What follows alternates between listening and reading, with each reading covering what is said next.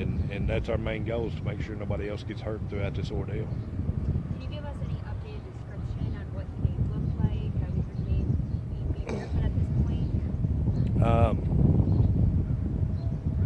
We're not sure if he's barefoot at this point. I know that he was.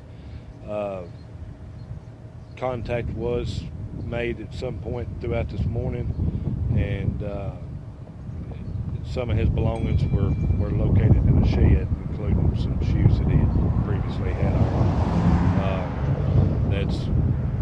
But as far as the investigation in that'll be on TBI. Or exactly where his belongings are? I'm not sure, man.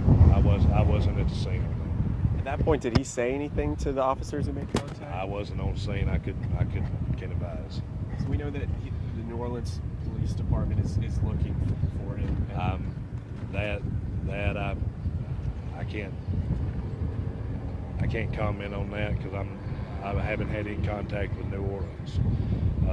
We're worried about our community here at the moment, and I'm sure we'll get in contact with them just like everybody else wants to.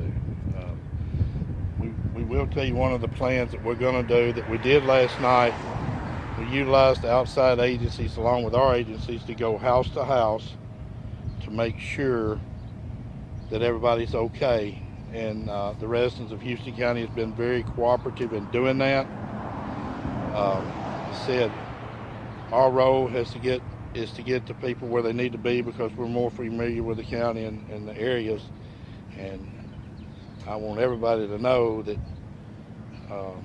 we're mighty blessed to have these agencies all come together and help us in this time of crisis.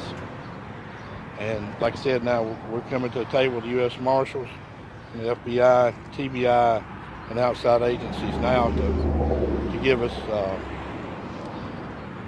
a more broad area of expertise. So, everything. The last I had contact with him, he was still in Vanderbilt University Medical Center. Stable condition, his spirits was good. He was feeling as well as could be expected. We just going to continue to pray for his well-being and hope that he's back with us soon. Are you able to release his name yet? Not at this time. I have just a couple questions that weren't answered earlier. Just the car that the suspect was driving, can you describe what it looked like? Was it like an SUV or was it a car? It was a sedan. A sedan. Okay. What color was it? Burgundy, I believe. Yeah, I'm saying burgundy. Yeah. Everything was unfolding so quick and everything. We was more interested in his health and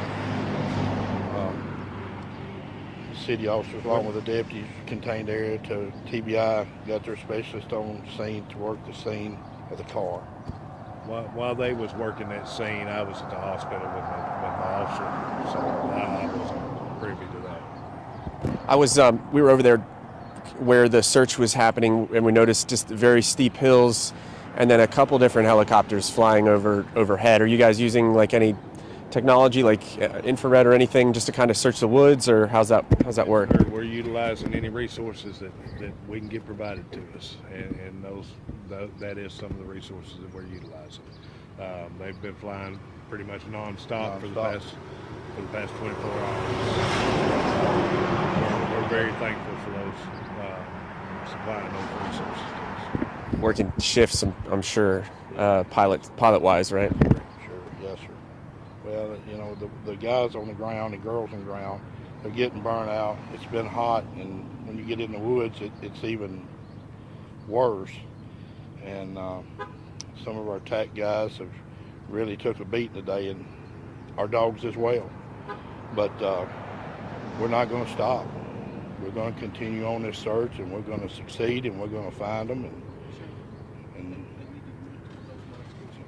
we're going to do the job, do it well. Nightfall will be here soon. Yes, sir. Are you instructing the residents anything further? Are you considering a curfew possibly? Well, not as much as curfew.